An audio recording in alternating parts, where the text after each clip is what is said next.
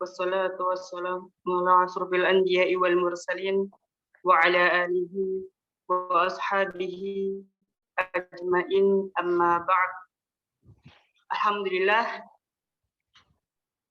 segala puji bagi Allah Subhanahu wa taala yang telah melimpahkan rahmat dan karunia-Nya sehingga pada malam hari ini kita dapat mengikuti daurah ilmiah belajar agama kapan lagi bersama Ustadz Dr. M. Hasan Ayatullah MA di Al-Buruj Learning Center.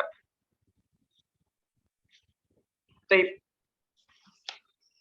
Salawat serta salam kami panjatkan kepada baginda Nabi Muhammad SAW beserta keluarga dan sahabat-sahabatnya. Kepada yang terhormat Ustadz Dr. M. Hasan Ayatullah MA Hafizahullah Ta'ala selaku pemateri pada daurah ilmiah malam ini, dan kepada Ustadz Siswanto ST Hafizahullah Ta'ala sebagai Ketua Karib, dan kepada Ustadz Muhammad Edi Susanto sebagai Direktur ALC. Baik. Di sini, Ana sebagai MC akan membacakan susunan acara pada malam hari ini. Yang pertama, ada pembukaan, kemudian yang kedua, ada pembacaan tata tertib, yang ketiga, ada sambutan yang akan diisi oleh Direktur ALC dan sambutan oleh Ketua Karib Sahabat Umat oleh Ustadz Siswanto ST. Kemudian ada pembacaan CV oleh Ustadz Dr. M. Hasan Ayatullah MA Hafizahullah. Kemudian ada pembacaan materi oleh Ustadz Dr. M. Hasan Ayatullah MA. Kemudian ada Q&A atau tanya jawab. Kemudian ada pembacaan K2H atau kesan, kritikan, dan harapan dari peserta untuk ALC. Untuk acara terakhir ada penutupan dengan doa qaful.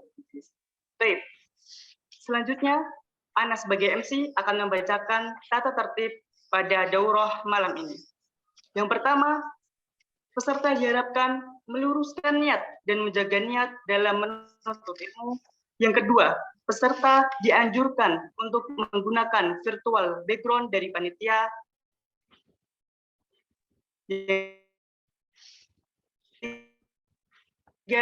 Harapkan domisili, kemudian nama peserta. Sebagai contoh, Belora Muhammad Edi Susanto. Yang keempat, peserta wajib menggunakan baju rapi sesuai syariat. Yang kelima, peserta wajib menonaktifkan mikrofon saat acara berlangsung. Yang keenam, tidak diperkenankan keluar dari Zoom sebelum acara selesai. Yang terakhir, bagi peserta yang ingin bertanya, dipersilahkan pada sesi tanya jawab dengan open microphone atau chat room dengan format nama, kemudian yang ingin diajukan. Baik. Kemudian ada sambutan oleh Direktur ALC kepada Ustadz Edi Muhammad Edi Susanto. Kami persilahkan. Tafadhol. Masykuroh ma'juroh.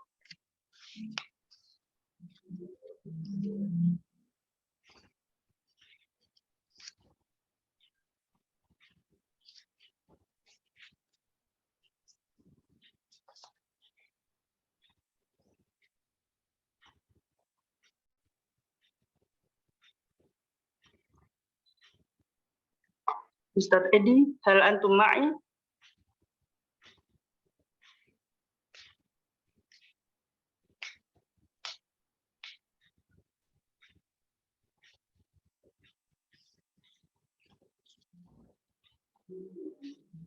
Baik, mungkin beliau sedang gangguan.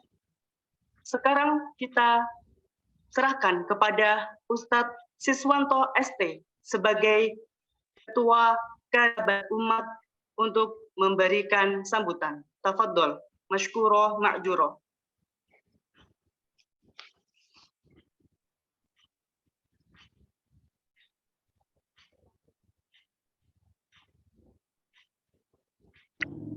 Bismillahirrahmanirrahim. Assalamualaikum warahmatullahi wabarakatuh. Assalamualaikum warahmatullahi wabarakatuh. Alhamdulillah nahmaduhu wa nasta'inuhu wa nastaghfiruh wa na'udzu billahi min shururi anfusina wa min sayyiati a'malina. May yahdihillahu fala mudilla lahu wa may yudlil fala hadiya lahu. Asyhadu an la ilaha illallah wahdahu la syarika lahu wa asyhadu anna Muhammadan 'abduhu wa rasuluh. Allahumma shalli wa sallim wa barik ala Muhammad wa ala alihi wa ashabihi wa man tabi'ahum bi ihsan ila yaumiddin, amma ba'd. Alhamdulillah, semua alhamdulillah, segala puji bagi Allah Azza wa Jalla. Salawat dan salam semoga senantiasa tercurahkan kepada junjungan kita Nabi besar Muhammad sallallahu alaihi wasallam.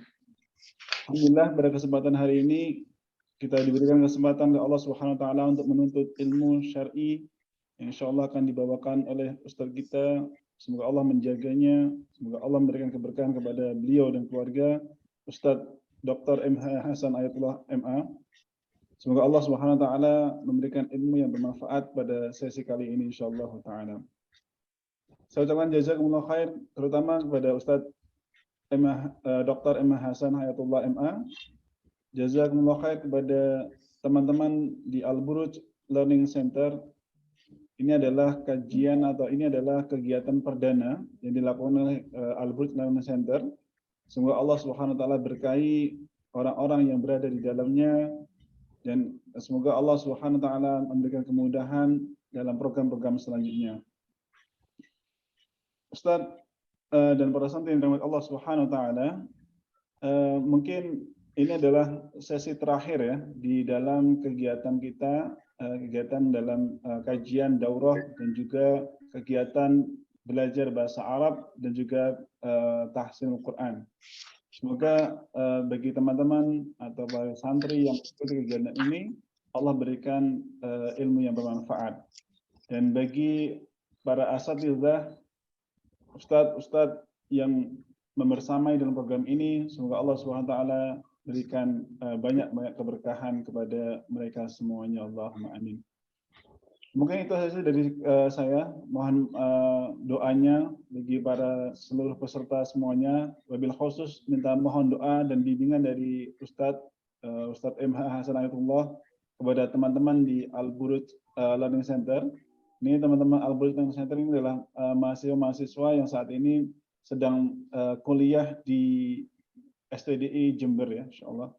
Semoga Allah memudahkan perjalanannya nanti dalam mengembangkan dakwah di Al-Buruj Learning Center insyaallah taala. Mohon doanya dan mohon bimbingannya pada Ustadz, terutama Ustadz MH Hasan Ayatullah. Semoga teman-teman yang berada di Al-Buruj Learning Center bisa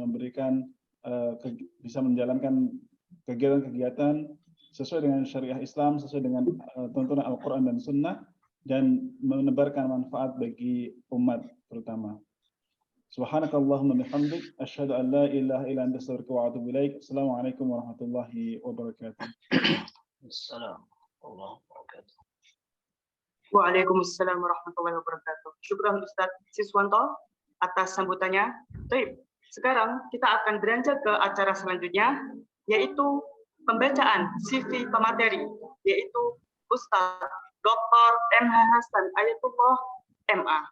Baik, profil beliau, nama MH Hasan Ayatullah, tempat lahir Yogyakarta, tahun lahir 24 Januari tahun 1984. Riwayat pendidikan, beliau sekolah dasar Islam Al-Khairiyah di Banyuwangi tahun 1996, kemudian melanjutkan pendidikan di MTS Negeri Nurul Islam Sempolan Silo Jember tahun 1999. Kemudian melanjutkan pendidikan di MA Pesantren Islam Al-Irsyad Tengaran Semarang tahun 2003. Kemudian melanjutkan pendidikan S1 Fakultas Hadis di Universitas Islam Madinah tahun 2009. Kemudian melanjutkan pendidikan S2 Prodi Fiqh Sunnah Fakultas Hadis Universitas Islam Madinah tahun 2014. Kemudian melanjutkan pendidikan S3 Prodi Fiqh Sunnah Fakultas Hadis di Universitas Islam Madinah tahun 2020. Dan melanjutkan pendidikan non formal mulazamah bersama Syekh Abdul Muhsin Al-Abbad Al-Badr, Abdul Muhsin Al-Abbad, Syekh Ibrahim bin Amir Ar-Ruhaili, Syekh Sulaiman bin Salimullah Ar-Ruhaili, Syekh Saleh bin Abdullah Al-Utsaimin.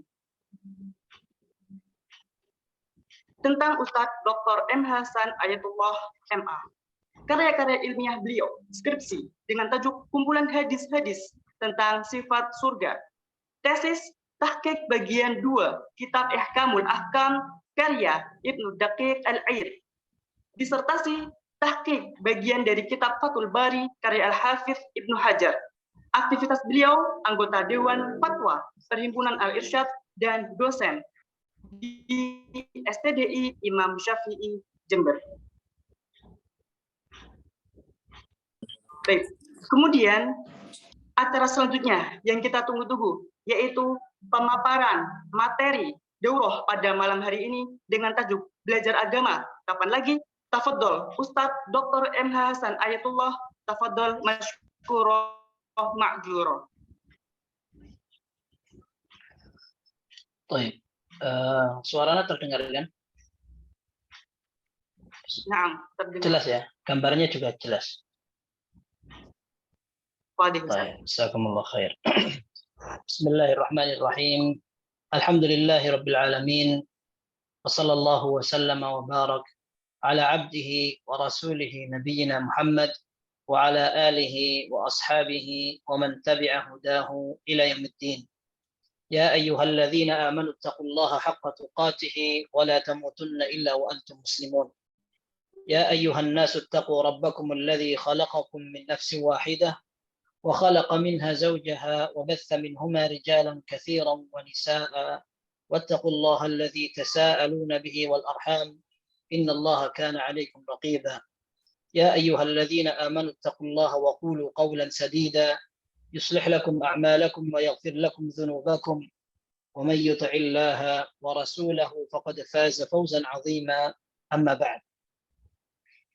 Ikhwah sekalian yang berbahagia pada malam hari ini, anggota daurah dan kajian bahasa Arab Al-Buruj Learning Center, ketua Al-Buruj Learning Center, kemudian ketua Karib, ikhwah dan akhwat semua yang menghadiri dan turut sabar dalam belajar menuntut ilmu agama pada kesempatan daurah kali ini. Semoga Allah Azza wa Jalla memberikan kepada kita bimbingan, kelapangan, dan kemudahan dalam melaksanakan syariat, dan urusan kita semua diberkahi oleh Allah Subhanahu wa Ta'ala. Saya terhormat dan berbahagia pada malam hari ini bisa bergabung dengan antum sekalian pada rangkaian acara yang semoga Allah senantiasa berikan keberkahan, terutama pada malam hari ini, sebagaimana kita ketahui bahwa dalam hadis disebutkan malam hari merupakan waktu yang Rasul Shallallahu Alaihi Wasallam tidak sukai untuk begadang. Artinya beliau tidak suka menghidupkan malam untuk bersenda gurau atau beraktivitas jika tidak penting.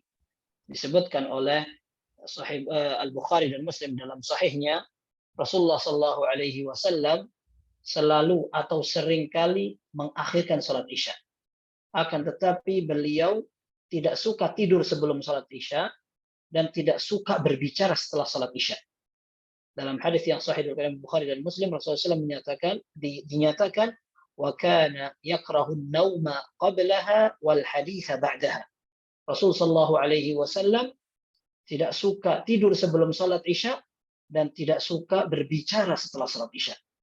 Dalam hadis yang lain dengan sanad yang sahih dari Imam Ahmad rahimahullah, Rasulullah sallallahu alaihi wasallam menyatakan la samura illa li musallin atau musafir.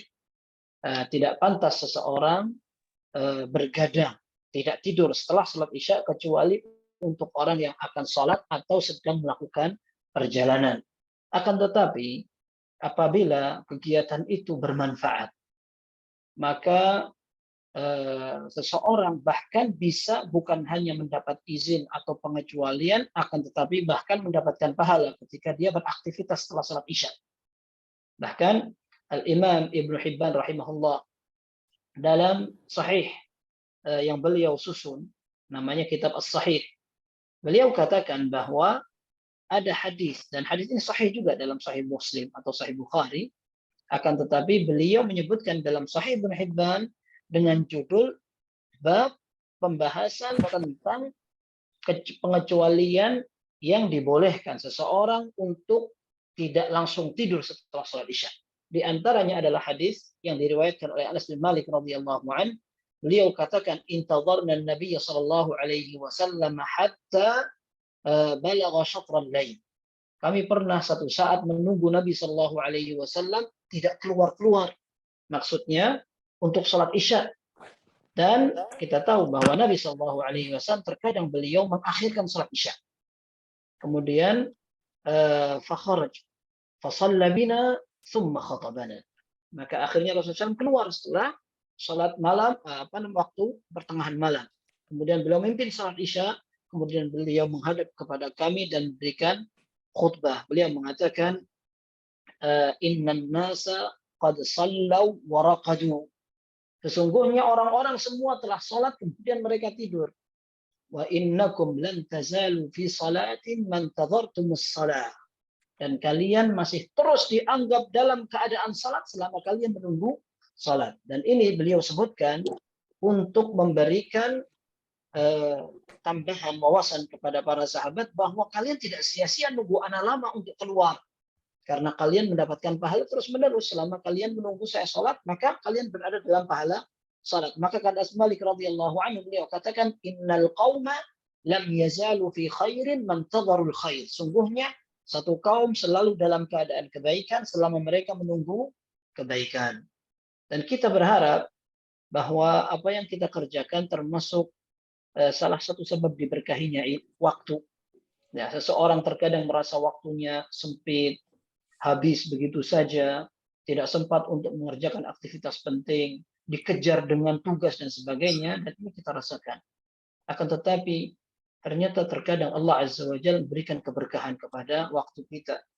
Sehingga apa yang kita sedang atur dengan segala macam kesulitan, ternyata justru dengan kepadatan waktu dan kegiatan, kita bisa atur.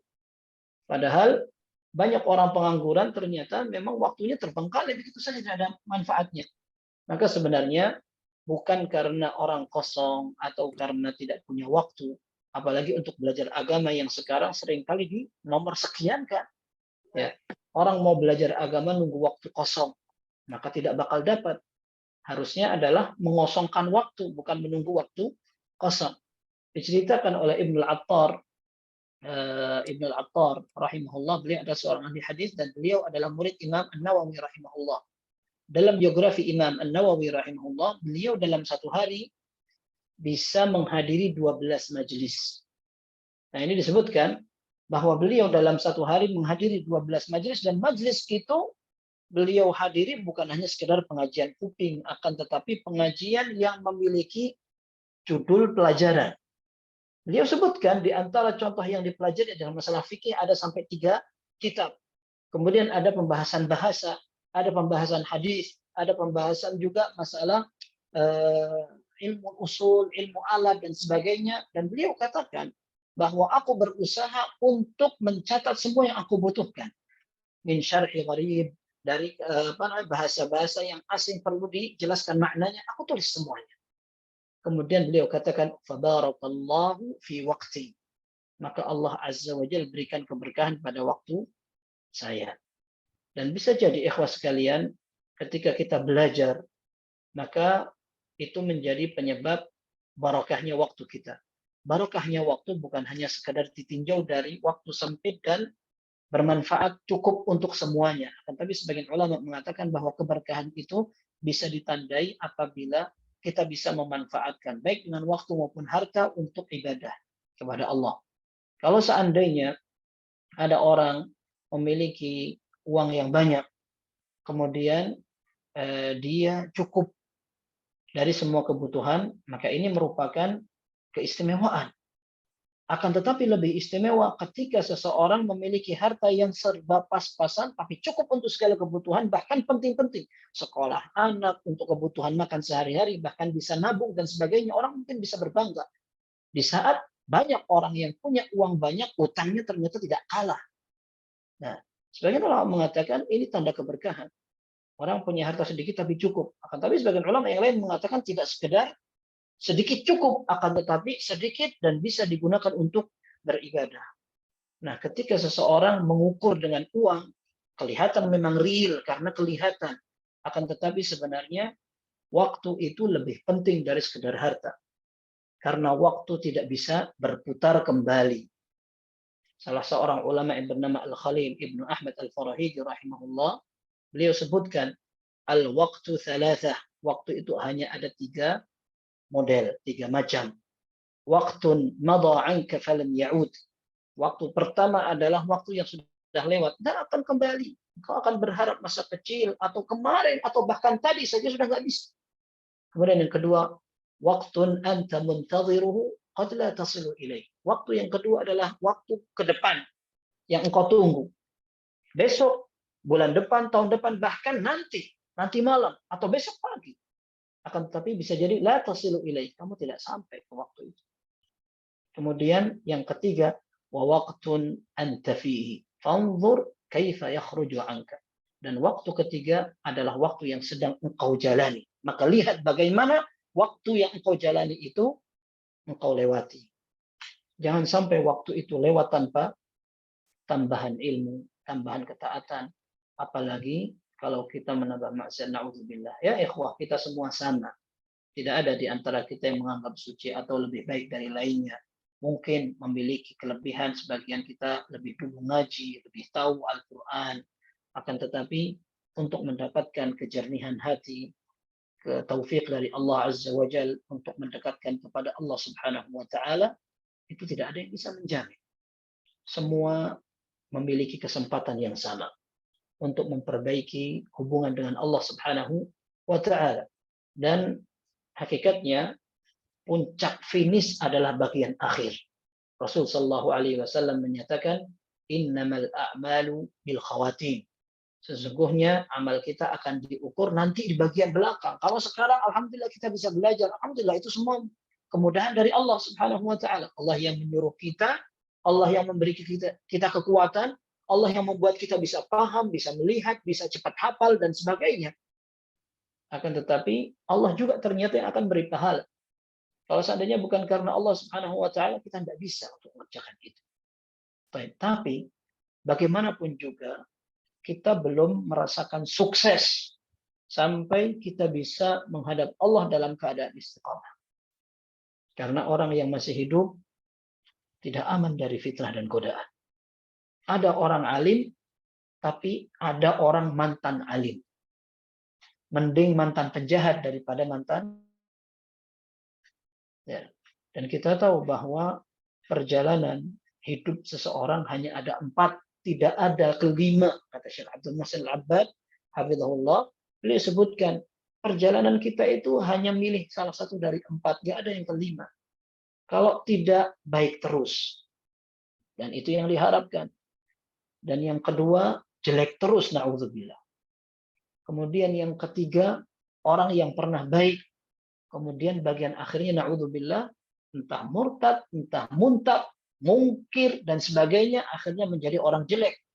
Yang terakhir, orang yang pernah menjadi orang jelek, kemudian menjadi orang baik, yang dikenal dengan husnul khatimah. Kalau seandainya kita tidak bisa menjadi kelompok orang yang menelusuri jalan pertama, setidaknya kita bisa mempertahankan dan mengusahakan jalan yang terakhir. Jalan orang yang paling bisa mengusahakan diri untuk mendapatkan bagian ending yang baik. Dan ini disebutkan di dalam hadis Abdullah bin Mas'ud radhiyallahu anhu. Rasulullah sallallahu alaihi wasallam menyatakan, inna ahadakum la ya'malu bi'amali ahli al-jannah hatta ma yakunu bainahu wa bainaha illa dhira' fa yasbiqu alaihi al-kitab fa ya'malu bi'amali ahli an-nar fa yadkhuluha wa inna ahadakum la ya'malu bi'amali ahli an-nar hatta ma yakunu bainahu wa bainaha illa dhira' fa yasbiqu alaihi alkitab fa ya'malu bi'amali ahli jannati fa yadkhuluha. Sebagian kalian beramal dengan pekerjaan penghuni surga. Hampir dia sudah masuk ke dalam surga karena dia hampir mati dalam keadaan rutinitas itu, ibadah terus segala macam. Tapi ternyata Allah takdirkan lain. Takdir dia itu menjadi penduduk neraka. Maka Allah ciptakan saja sudah. Jalannya gampang untuk merubah jalur itu. Tiba-tiba menjelang kematian, dia berubah amal. Tiba-tiba murtad, atau tiba-tiba dia menjadi orang fasik, kemudian dia bekerja dengan aktivitas penduduk neraka, mati dalam kondisi itu. Akhirnya masuk neraka. Dan sebaliknya ada orang yang melakukan selama hidupnya amalan penduduk neraka. Kemudian menjelang kematian ternyata Allah takdirkan dia menjadi penduduk surga. Maka akhirnya Allah lompatkan dia. Tiba-tiba dia taubat, tiba-tiba dia kenal dengan orang saleh, kemudian dia beramal, akhirnya dia mati dalam keadaan baik dan akhirnya masuk surga. Maka ada hadis yang menyatakan idza aradallahu bi'abdin khairan ista'malah. Apabila Allah Azza wa Jalla mengharapkan sebuah kebaikan untuk hambanya, maka Allah akan memakai dia atau menggunakannya. Dalam sebuah redaksi lain yang berbeda disebutkan as-salah. Allah akan jadikan dia seperti madu. Ya, para sahabat bertanya, "Kaifa ya Rasulullah yasta'milu?" Bagaimana Allah akan memakai dia atau menggunakannya? Yuwaffiquhu li'amalin salihin qabla mautihi fayamutu alaihi kama qala sallallahu. Allah akan mudahkan dia untuk beramal soleh di bagian akhir pekerjaannya. Maka dia akan beramal dengan amal itu, lalu dia akan masuk surga. Tapi kadang kita setiap mendengar hadis seperti ini, kita mengatakan, untuk apa kita beramal? Untuk apa kita belajar? Kalau seandainya sudah sesuai dengan takdir, ngapain kita harus belajar lagi? Nah, sebenarnya pertanyaan seperti ini pernah ditanya oleh seorang sahabat Nabi SAW, karena memang secara zahir atau secara nampak yang langsung kita bisa membayangkan, kok ternyata semua sudah ada garisnya ya. Untuk apa kalau begitu kita berusaha? Dan Nabi Shallallahu Alaihi Wasallam ketika ditanya oleh sebagian sahabat, ya Rasulullah, fafimal amal, afima jaffatil aqlam, jaffatis suhuf. Ya Rasulullah, apakah kita beramal dalam sesuatu yang sudah Allah putuskan semuanya? Kalamnya sudah kering, tulisan pena itu sudah kering tintanya, dan semua buku sudah ditutup oleh Allah catatan takdir. Untuk apa kita beramal? Kata Nabi SAW, gampang saja. I'malu fakullun muyassarun lima khuliqalah. Kalian bekerja saja. Tidak usah bertanya untuk apa saya bekerja, bagaimana takdir saya, Allah adil apa enggak saya dimasukkan surga neraka. Tidak usah ditanya. Kalian tinggal beramal saja. Kalian bekerja saja yang baik, maka masing-masing akan dibiarkan oleh Allah berjalan sesuai dengan jalur yang sudah pasti. Dan kita semua berharap bahwa jalur kita baik. Takdir kita baik semua. Bahkan di antara doa yang selalu Rasulullah SAW panjatkan, waj'al kulla qada'in qadaitahu li khaira. Ya Allah, jadikan takdir yang engkau tentukan untukku baik semua. Ya, berdoa boleh. Dan berusaha untuk mendapatkan takdir yang baik juga itu setidaknya harus kita pertahankan. Karena kita tidak tahu bagaimana jalur kita nanti. Kalau ada 4 jalur, kita tidak tahu apakah kita menjadi orang yang baik atau buruk, na'udzubillah. Nah, kita berdoa kepada Allah agar Allah memberikan istiqamah kepada kita dan kita berusaha untuk menempuh jalan itu. Walladzina jahadu fina lanahdiyannahum subulana. Orang yang bersungguh-sungguh berjuang di jalan kami akan tunjukkan jalannya. Dalam ayat yang lain Allah Azza wa Jalla katakan, walladzina tadaw zadahum huda wa atahum taqwahum. Orang yang berusaha meniti jalan hidayah, kami akan kasih dia hidayah. Kami tambahi dia. Maka kita perlu memperhatikan apa yang bermanfaat untuk kita, bukan justru bertanya kepada ketentuan Allah. Al-Quran menyatakan, la yus'alu amma yaf'alu wa hum yus'alun. Allah tidak ditanya, kenapa kamu bekerja seperti ini? Kenapa engkau tentukan, engkau takdirkan, engkau ciptakan seperti ini? Tapi yang akan ditanya adalah para hamba. Dan tentunya masing-masing memiliki keistimewaan. Orang husnul khotimah otomatis baik. Orang yang pernah menjadi orang tidak baik kemudian bertaubat. Makanya husnul khatimah. Tidak apa-apa seorang mantan preman, mantan penjahat, mantan orang bodoh, akan tetapi setelah itu dia menjadi orang yang saleh, maka itu adalah anugerah dari Allah. Akan tetapi yang jelek adalah ketika seseorang menjadi mantan orang saleh, maka dia akan justru semakin memperjelek kesalehannya. Na'udzubillah. Ketika ada orang ilmunya banyak, kesolehannya bahkan sempat terkenal, kemudian di bagian akhirnya dia terjerumus ke dalam sebuah dosa besar. Dosa besar yang justru membuat kehormatannya ternistakan. Kita bayangkan bagaimana penilaian orang. Orang akan menilai apa? Oh, ternyata selama ini begini toh kerjaan. Padahal dia terjerumus ke dalam dosa itu baru sekarang. Tapi ketika dia di bagian akhir, maka kebaikan yang masa lalu bukan untuk membandingkan antara kebaikan dan keburukannya, akan tapi justru kebaikan itu akan semakin terlihat jelek. Karena apa? Kalau dosa itu dilakukan oleh orang awam, orang bisa memaklumi. Akan tapi ternyata orang alim mengerjakan itu juga. Tambah jelek ilmunya, kesalehannya yang dulu semakin buruk. Oh, kayak gitu. Bahkan tidak jarang membuat sebagian orang awam lari dari agama. Ketika dia sempat terobsesi dengan seorang tokoh, dengan penampilan seorang yang sudah belajar agama, kemudian setelah itu dia kecewa dengan penampilan orang tersebut. Akhirnya dia mengatakan, oh ternyata orang yang saya kagumi selama ini mengecewakan. Akhirnya dia ikut kecewa dan akhirnya tidak jadi meniti jalan yang benar. Maka dalam Islam,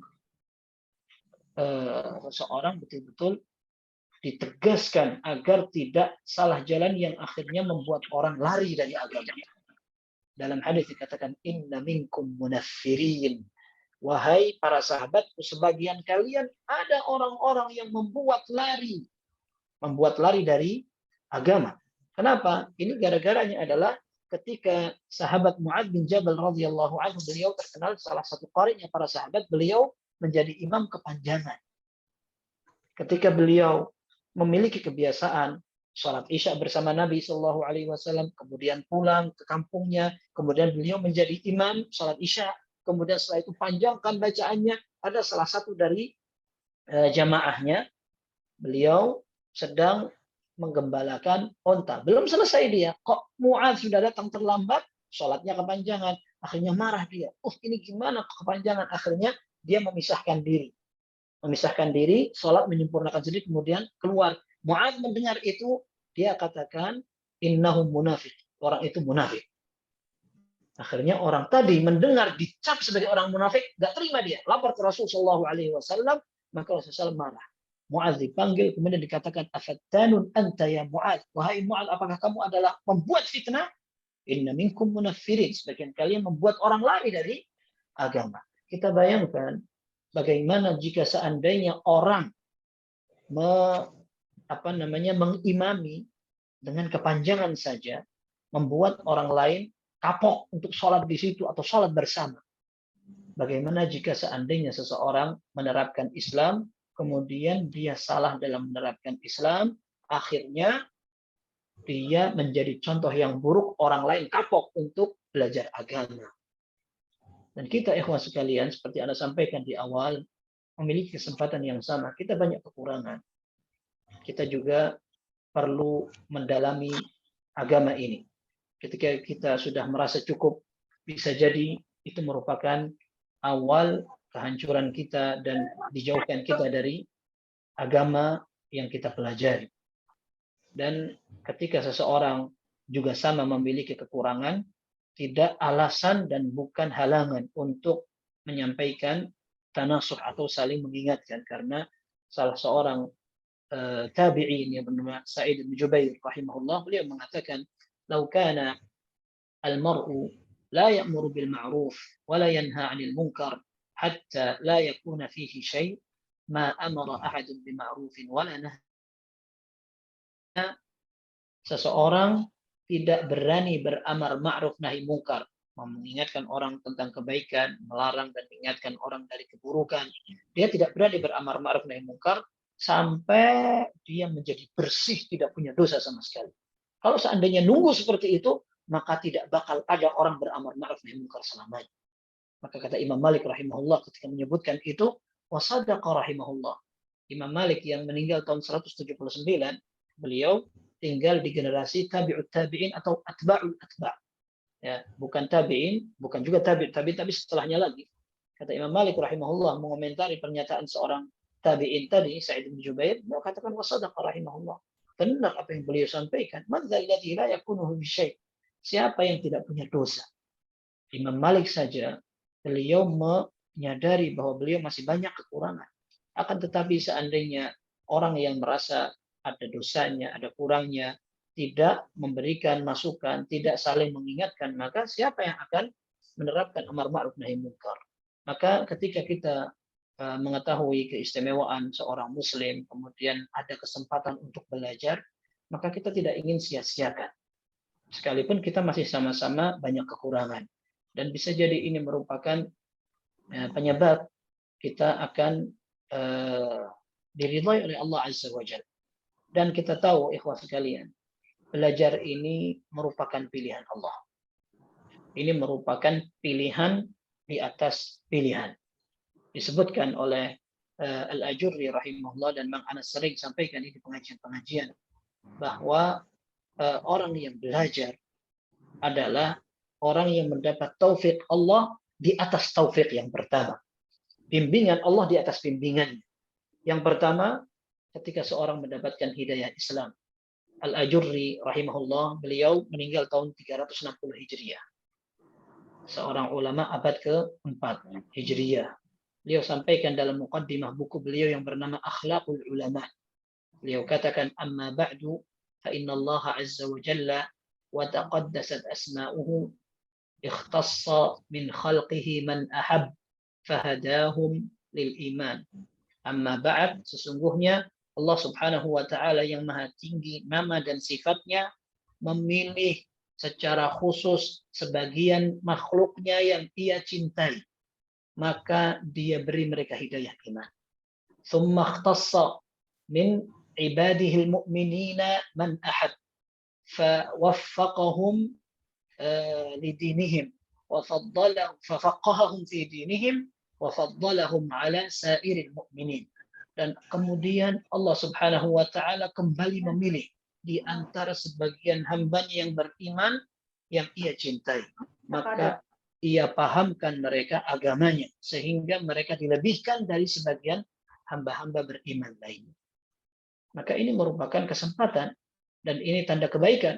Sering kita dengar hadis Nabi sallallahu alaihi wasallam, man yuridillahu bihi khairan yufaqihu fid din. Barang siapa yang Allah kehendaki kebaikan kepada orang itu, maka orang itu akan dipahamkan agama. Bukan dibanyakkan uangnya, bukan disukseskan pekerjaannya. Akan tetapi Allah Azza wa Jalla akan berikan pemahaman terhadap agama.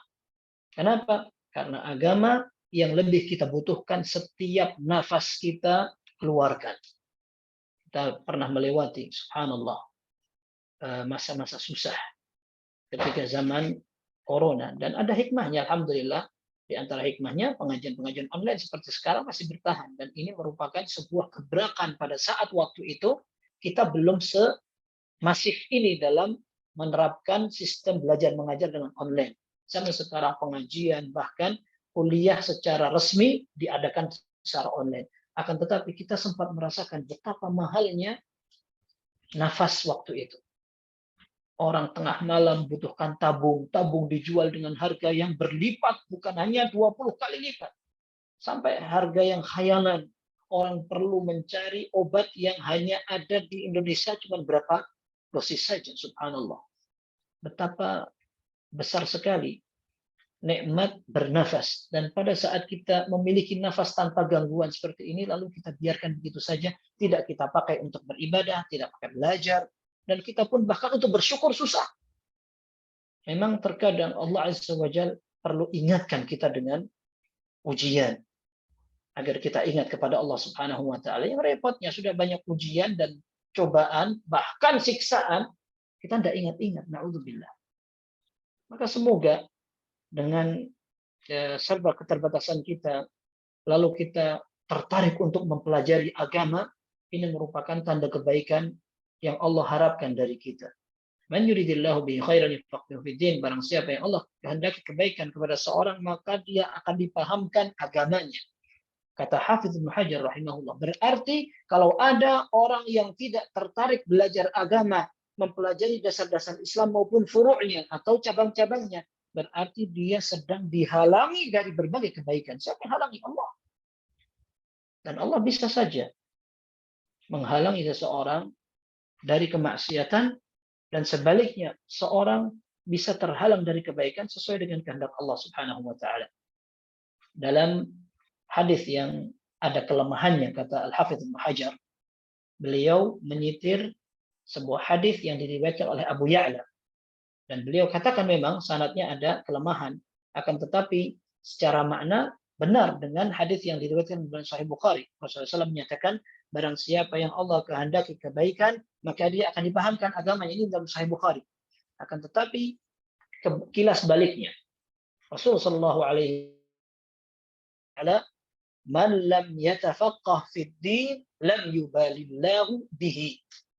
Barang siapa yang tidak tertarik untuk belajar agama, berarti dia sedang dicuekin oleh Allah Azza wa Jalla, tidak diperhatikan oleh Allah Subhanahu wa taala. Dan paham agama penting sekali. Kita kalau perhatikan ya, ada orang belajar lama sekali dari SD 6 tahun, SMP 3 tahun, SMA 3 tahun, berarti sudah 12 tahun. Kemudian kuliah 4 tahun, berarti sudah 16 tahun. Saya belajar macam-macam pelajaran, giliran dia cari pekerjaan, ternyata pekerjaan tidak nyambung dari semua yang sudah dia pelajari. Ya. Kita lihat sebagian orang sarjana, apa segala macam, pokoknya sampai keahliannya mungkin sudah kumlot, membanggakan ijazah dan status kesarjanaannya. Giliran kerja ternyata dia hanya nyupir angkot misalkan. Sopir angkot, alhamdulillah, Allah Azza wa Jalla berikan pekerjaan yang halal. Selama dia tidak melakukan hal-hal yang aneh-aneh. Akan tetapi yang kita sedang bicarakan tentang sebab dan penilaian manusia. Bagaimana sarjana yang sudah melewati tahapan-tahapan yang berat ternyata akhirnya menjadi sopir misalkan. Atau bahkan jual sandal, jual gorengan dan sebagainya. Itu semua tidak aib. Akan tetapi kalau secara penilaian orang, ternyata mahal-mahal bayar sekolah hanya untuk itu. Kalau cuma untuk itu kan nggak usah sekolah, di SD aja cukup, kan begitu. Ya. Kadang orang harus kursus lagi sampai ke luar negeri untuk menggapai karir yang mereka anggap memuaskan. Lalu kita mempersiapkan perjalanan panjang di akhirat. Kita hanya mengandalkan 1 jam pelajaran di SD saja. Kita lihat banyak orang yang kalau disuruh untuk belajar, mereka bilang, kan sudah kita belajar agama. Belajar agama di mana? Di SD umum misalkan. SD umum itu belajar agamanya 1 jam, 1 pekan. Itu pun sudah campur-campur. Campur-campur antara sejarah, tata cara sholat, kemudian bahasa Arab, dan sebagainya. Kapan kita akan pelajari Islam secara detail? Padahal kita sejak bangun sampai tidur, kita butuh sekali mempraktekkan syariat. Kalau kita tahu betapa nafas ini mahal, dan ternyata dalam Sahih Muslim dikatakan kullu sulama minan nasi alaihi sadaqah kulla yawmin tatlu'u fihi syams. Masing-masing dari persendian yang ada pada badan kita ini membutuhkan sedekah harian. Kita bayangkan sedekah harian yang dimiliki persendian kita tiap hari, setiap terbitnya matahari, maka kita dianjurkan untuk mensedekahi ini. Dalam hadis disebutkan, wa amrun bima'rufin sadaqah, wa nahyun 'anil munkarin sadaqah, wa tabassumuka li akhika sadaqah. Amar ma'ruf nahi munkar sadaqah, semuanya. Engkau tersenyum untuk saudaramu sedekah. Ada orang bertikai kita lerai, itu pun juga sedekah. Membantu orang untuk menaikkan barangnya ke kendaraannya, itu sedekah semuanya. Tapi cukup untuk 360 kali kita sedekah. Dalam hadis Nabi Shallallahu Alaihi Wasallam riwayat Muslim, ya, disebutkan bahwa masing-masing manusia memiliki 360 persendian. Dalam Sahih Muslim disebutkan itu. Masing-masing manusia memiliki 360 persendian. Kita bayangkan satu persendian saja sakit. Satu persendian sakit, kita akan kesulitan seluruh badan. Nggak bisa kerjakan apa-apa. Baik, sekarang masing-masing persendian butuhkan sedekah. Berarti kita butuh 360 sedekah dalam satu hari. Nah, dan Nabi SAW menyatakan, wa yakfi wa yujzi'u min dzalika kullihi raka'atani yarka'uhuma min ad-duha. Kata Nabi SAW, cukup untuk menutupi kebutuhan sedekah 360 persendian itu dengan sholat duha 2 rakaat. Kenapa para ulama menyebutkan bahwa ketika seseorang melaksanakan sholat duha, maka dia gunakan 360 persendian itu untuk menyembah Allah. Ya, maka dia telah mencukupi kebutuhan untuk sedekah hari itu. 2 rakaat saja sholat duha. Sekarang di tengah kaum muslimin, jangankan sholat duha, sholat fardu saja nggak pernah mereka anggap sesuatu yang besar kalau seandainya ditinggal. Saya tidak berbicara ini semuanya. Akan tapi kalau kita katakan mayoritas, benar mayoritas. Kita berbahagia, banyak orang sudah mulai ngaji agama, sudah kenal Al-Quran, sudah mulai mempelajari hadis Nabi SAW. Tapi kalau kita bandingkan dengan orang-orang yang tidak belajar, apakah ini imbang? Bukan hanya imbang, bahkan tidak terhitung kita itu. Karena sedikitnya. Ya, kita ini selama di Madinah, ya setiap ketemu dengan orang luar negeri, mereka bilang, Masya Allah Indonesia ya, negara muslim terbesar. Mereka bilangnya begitu. Hajian itu belum terasa hajian. Musim haji datang, kalau jamaah Indonesia belum datang. Pertama bisa yang datang orang-orang Turki. Orang Turki karena pakaiannya sama, pakai seragam mereka. Kemudian datang orang Pakistan mulai banyak. Orang Malaysia mulai datang, tapi masih belum terasa hajian sampai kloter pertama Indonesia datang, 450, datang lagi, sampai kita melihat ke depan orang Indonesia, kanan Indonesia, kiri Indonesia, kemana-mana orang Indonesia, sampai orang-orang Arab mengatakan kalau datang orang Indonesia akan ada bau-bau balsam. Ya, mereka bilang begitu. Tapi catatannya betapa negeri kita dikenal dengan mayoritas kaum muslimin. Tapi seandainya kita mau evaluasi, masjidnya banyak, tetapi yang kosong lebih banyak dari yang isi. Bahkan realita masjid tutup untuk sholat zuhur itu masih ada. Berarti tingkat pemahaman terhadap agama masih minim. Tidak bisa dipungkiri itu. Ya. Kalau seandainya mereka beralasan, kita akan kerja. Nggak ada masalah, kerja. Tapi ketika kesadaran orang untuk sholat itu ada, dia akan sholat di sawah, akan sholat di masjid jalan, ada masjid di kantor penuh, tetap di mana-mana nggak ada alasan untuk tidak sholat. Waktu azan mereka bisa sholat. Tapi kan realitanya tidak seperti itu. Orang kadang pulang belum sholat pun santai sampai waktunya lewat. Kalau sholat seperti ini realitanya, maka untuk mempelajari agama betul-betul kita rasakan betapa hebatnya taufik dari Allah. Ternyata itu merupakan pilihan Allah. Dan mempelajari agama. Kalau antum bayangkan dan kita sadari, ternyata tidak lebih gampang dari ibadah-ibadah mahdhah yang sering kita lihat. Coba lihat, sholat fardu 5 waktu untuk orang yang rajin. Ya, alhamdulillah, ini taufik dari Allah. Bimbingan dari Allah. Orang bisa sholat 5 waktu berjamaah, kemudian sholat sunnah ditambah lagi. Apalagi tambah sholat malam, atau ada orang menambah dengan sedekah, ada orang bisa puasa sunnah, Masya Allah. Tapi untuk sabar dalam belajar, kalau bukan taufik dari Allah, berat. Bahkan terkadang orang menilai belajar tidak lebih penting dari sekedar sholat sunnah atau puasa sunnah atau sedekah. Mungkin mereka menilai sedekah itu lebih afdal daripada belajar agama. Ya. Dan kritikan seperti ini pernah disampaikan kepada Imam Malik rahimahullah. Imam Malik rahimahullah, beliau Imam Darul Hijrah. Sampai kita kenal ada ungkapan la yufti ahadun wa malikun bil Madinah. Tidak pantas ada orang memberikan fatwa atau jawaban pertanyaan agama sementara masih ada Imam Malik di kota Madinah. Imam Darul Hijrah, beliau imamnya Madinah waktu itu. Tapi ternyata beliau tidak lepas kritikan. Kritikannya apa? Beliau dikritik karena banyak menyibukkan diri menyampaikan hadis kepada kaum muslimin. Yang mengkritik ini adalah seorang ahli ibadah. Kalau tidak salah namanya Abdullah Al-Amri. Ya. Disebutkan bahwa dia kritik engkau melupakan dirimu sendiri, tidak sempat melaksanakan sholat malam, puasa karena terlalu sibuk mengajarkan orang ilmu hadis. Nah, padahal kalau kita mau pelajari dan kita ketahui mana yang lebih istimewa, al-abid atau al-alim, mana yang lebih istimewa, seorang berilmu atau seorang ahli ibadah?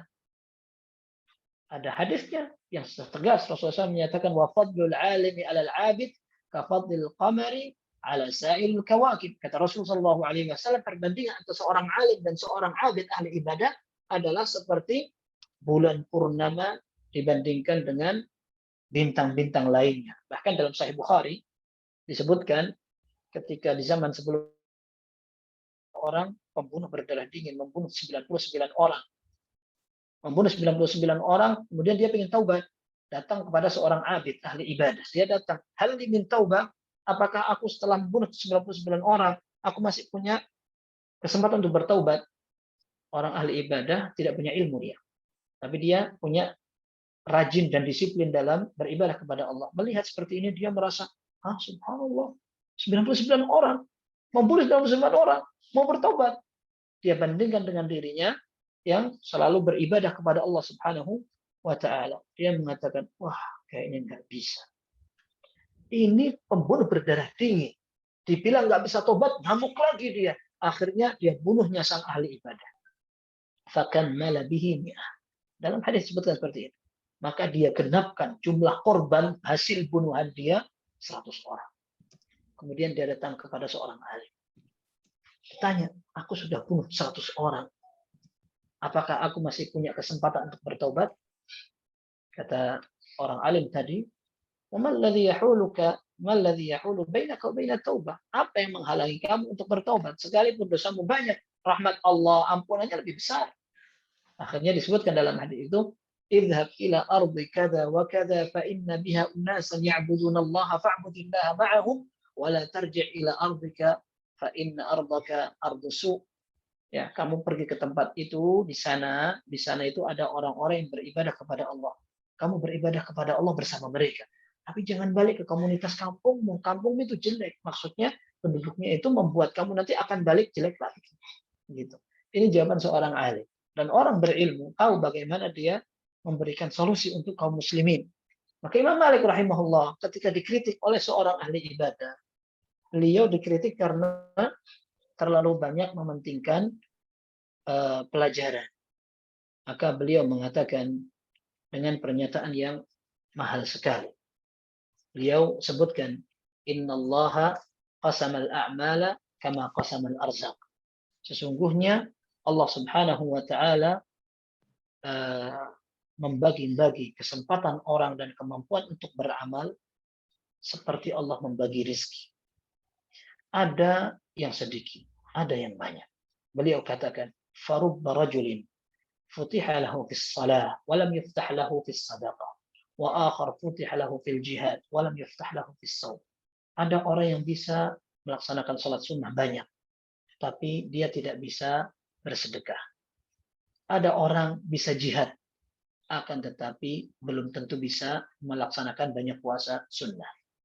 Wala adhunnu ma ana fihi biduni ma anta fihi. Dan aku tidak menduga bahwa yang aku sekarang sedang geluti lebih rendah dari yang engkau kerjakan. Wa arju an yakuna kilana ala khair. Dan kami berharap dua-dua kita berada dalam kebaikan. Nah, ini adalah jawaban bijak dari seorang Imam Malik rahimahullah. Padahal justru yang beliau sampaikan ini lebih berat karena beliau harus sabar untuk belajar, untuk menyampaikan. Kemudian orang-orang yang belajar juga harus sabar. Dan kita tahu bahwa ternyata belajar itu membutuhkan kesabaran. Dan apa yang kita sekarang lakukan itu tidak ada apa-apanya dibanding dengan orang-orang sebelum kita.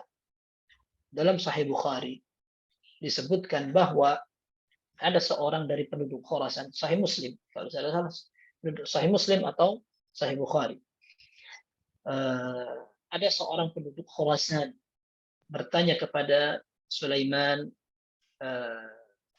Amir ibnu Syarahil Asy-Sya'bi. Dia adalah seorang ahli hadis di daerah Irak.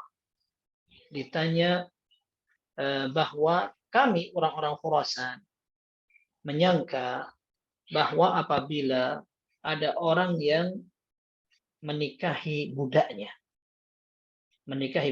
jadi dia punya budak, kemudian dia nikahi budaknya, maka dia seperti menunggangi kendaraan dia sendiri, seperti menunggangi hewan kendaraannya sendiri. Artinya itu adalah semacam celaan.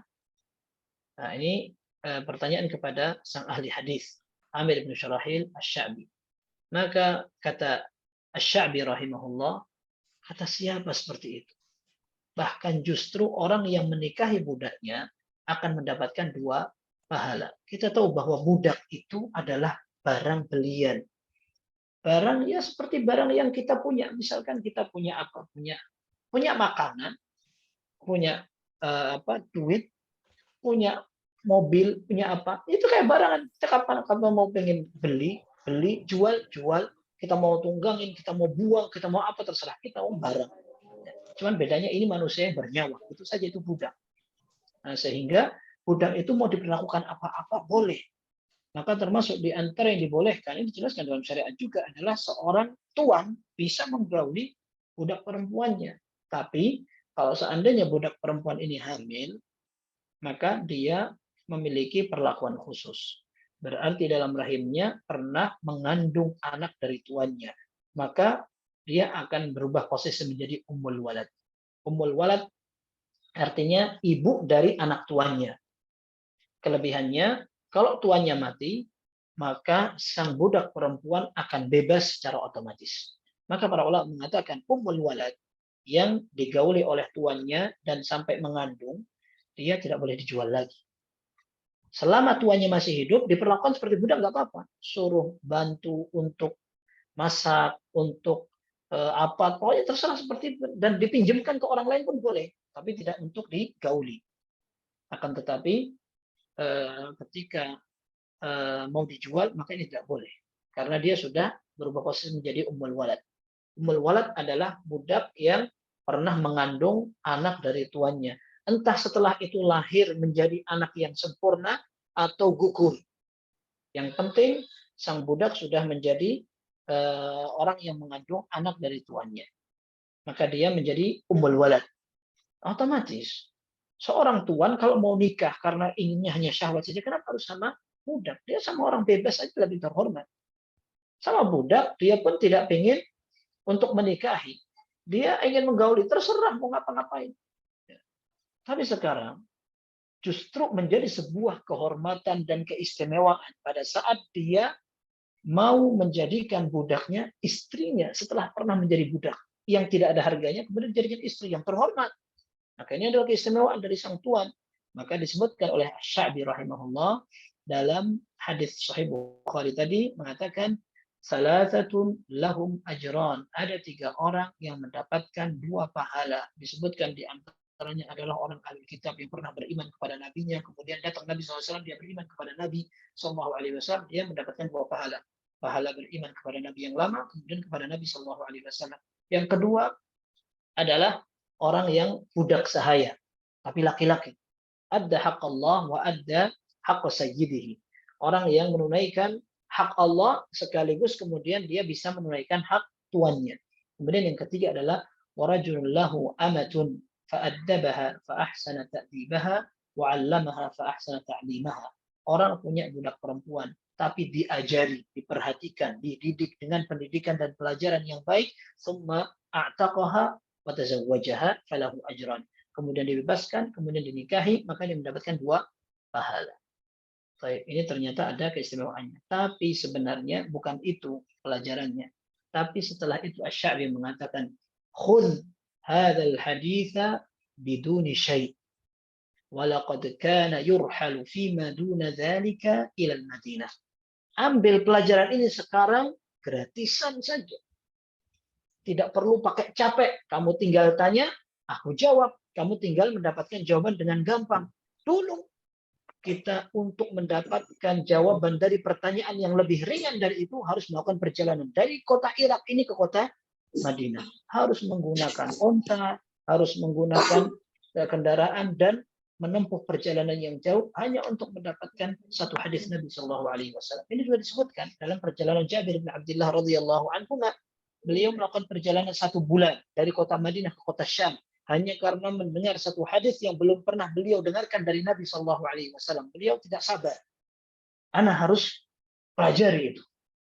Balaghani an rajul, ini disebutkan dalam Ar-Rihlah fi Talab al-Hadis karya Al-Khatib Al-Baghdadi rahimahullah. Beliau meninggal tahun 463 Hijriah. Nah, beliau sebutkan ada kisah perjalanan, ini juga disebutkan dalam Musnad Imam Ahmad rahimahullah, bahwa Jabir bin Abdullah mengatakan balaghani hadithun an rajulin sami'ahu minan Nabi sallallahu alaihi wasallam wa lam asma'hu. Aku mendengar ada orang dari sahabat Nabi sallallahu alaihi wasallam mendengar satu hadis yang aku belum pernah dengarkan sebelumnya. Fashtaraitu ba'iran fa asrajtu alaihi faqadimtu Syam farakibtu syahran faqadimtu Syam hatta qadimtu Syam. Aku segera membeli kendaraan, kemudian aku pakai pelana, aku naiki sampai perjalanan 1 bulan sampai aku daerah Syam. Syam itu sekarang daerah Palestina, Yordania, Suriah, dan Lebanon. Dari kota Madinah menggunakan unta, menempuh perjalanan selama 1 bulan. Faidah Abdullah ibn Unais. Aku sampai ke rumahnya Abdullah bin Unais, seorang sahabat Nabi Shallallahu Alaihi Wasallam, radhiyallahu anhu arda. Sampai ke sana, fakultu lil ghulam. Aku katakan kepada budak dia, qul Jabirun indal bab. Sampaikan bahwa Jabir ada di pintu rumah. Maka dengar itu si tuan itu Abdullah bin Unais dari dalam. Maka dia teriak, Ibnu Abdullah, apakah Jabir maksudnya adalah Jabir bin Abdullah? Fakultu na'am. Maka katakan iya Jabir bin Abdullah. Maka kata dia faraqiba ala thawbihi, atau kalimat yang semisalnya. Maka dia tiba-tiba segera keluar dengan cepat. Fa'tanaqani wa'tanaqtu. Maka dia merangkul aku dan aku rangkul dia. Sahabat lama, sesama orang yang belajar dari Nabi Sallallahu Alaihi Wasallam, sekarang ketemuan, sudah kangen sekali, saling berangkulan. Kemudian Jabir bin Abdullah mengatakan, hadithun balaghani annaka sami'tahu min Rasulillah sallallahu alaihi wasallam ma lam asma'hu fa khashitu an tamuta aw amut wa lam asma'hu minka. Aku datang ke sini untuk mendengarkan hadis Nabi sallallahu alaihi wasallam yang aku dengar kamu saja yang mendengarnya dari Nabi SAW. Aku takut aku mati duluan atau kamu duluan meninggal, aku belum mendengarnya dari kamu. Kemudian setelah itu gak lama Jabir pulang ke kota Madinah untuk mendapatkan satu hadis Nabi Shallallahu Alaihi Wasallam. Kita rasakan bagaimana perjuangan para ulama dulu ketika mereka betul-betul belajar untuk memperjuangkan hadis ini agar tidak dibuat mainan oleh sebagian umat yang tidak bertanggung jawab. Apakah mungkin ada orang berani bermain-main dengan hadis Nabi Shallallahu Alaihi Wasallam? Realitasnya demikian. Ada orang yang mengatakan ini hadis Nabi SAW, tapi ternyata hadis mungkar, maudhu', dan mereka semangat sekali menyampaikan hadis itu, padahal ternyata hadis itu, na'udzubillah, bukan hanya hadis yang lemah, bahkan hadis mungkar. Mungkar itu yang lemahnya sudah tidak bisa ditolerir lagi. Kenapa kok muncul seperti itu? Karena hadis-hadis yang sahih mereka tidak ketahui. Yang menyebar di tengah masyarakat adalah hadis-hadis yang justru seperti itu. Dan ini realita yang memprihatinkan.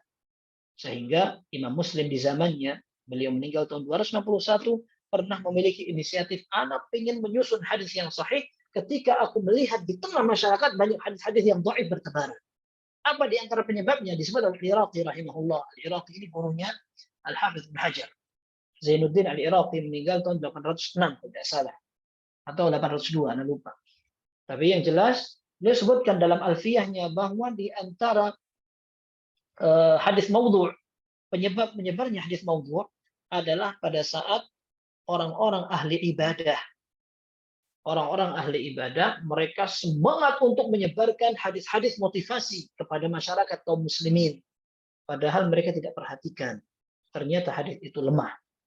Nah, beliau sebutkan, والواضعون للحديث أضرهم قوم لزهد نسبوا قد وضعوها حسبة فقبلت لهم نقولا لهم فنقلت قد نقلوها حسبة faqubilat rukunan lahum wa nuqilat. Kata Al-Iraqi rahimahullah, wal wadi'una lil hadithi adrubu. Orang-orang yang memasukkan hadis itu banyak faktornya, banyak motifnya kenapa mereka sampai harus membuat hadis palsu. Sebagian disebutkan karena ada yang pengen caper kepada penguasa, atau ada orang yang pengen dia dikenal memiliki hadis-hadis yang tidak pernah didengar oleh orang lain dan sebagainya. Tapi disebutkan adarruhum qaumun li zuhdin musib, yang paling buruk ternyata, yang paling berbahaya ketika yang menyebarkan itu orang-orang yang zuhud, ahli ibadah. Mereka membuat hadis itu berharap pahala dari Allah. Kita bayangkan, qad wada'uha hisbatan. Mereka membuat hadis palsu sambil berharap pahala dari Allah. Maka diterima oleh masyarakat awam hadis-hadis itu karena mereka percaya dengan ini ahli ibadah, sholat terus, bahkan mungkin sebagian orang punya tanda-tanda ciri-ciri ahli ibadah, batuknya hitam segala macam, ya. Nah, sehingga ketika diterima menyebarlah hadis-hadis yang palsu itu tadi. Artinya tidak sedikit hadis-hadis palsu itu menyebar justru dari orang-orang yang banyak ibadahnya. Karena apa? Karena mereka tidak kenal hadis-hadis yang sahih. Maka kita juga saksikan ketika menyambut Ramadan, ketika menyambut Muharram, ketika orang ingin mengkeramatkan, mensakralkan, ingin ibadah, maka muncul pertebaran hadis-hadis yang tidak jelas itu di tengah masyarakat. Seandainya kita membumikan hadis Nabi SAW, ilmu agama terasa cerah, jernih di tengah masyarakat, maka mereka tidak butuh dengan hadis-hadis seperti itu. Berarti memang belajar agama sumbernya kepada ilmu Al-Quran dan hadis Nabi Shallallahu Alaihi Wasallam. Dan memang itu yang paling kita butuhkan. Imam Malik rahimahullah, beliau pernah ditanya tentang orang yang pengen belajar, mana yang harus diprioritaskan. Maka Imam Malik rahimahullah mengatakan, kulluhu khair, semua ilmu itu baik. Walakin unzur ila ma tahtajuhu fi yaumika wa laylika fatlubhu. Tapi kamu lihat ilmu yang harus kamu butuhkan untuk kamu kerjakan setiap hari dan setiap malam, dahulukan itu. Orang pengen belajar, dia belajar lama sekali. Setelah itu, ketika dia butuh untuk mengerjakan sesuatu yang bersinggungan dengan karirnya, maka dia perlu kursus lagi.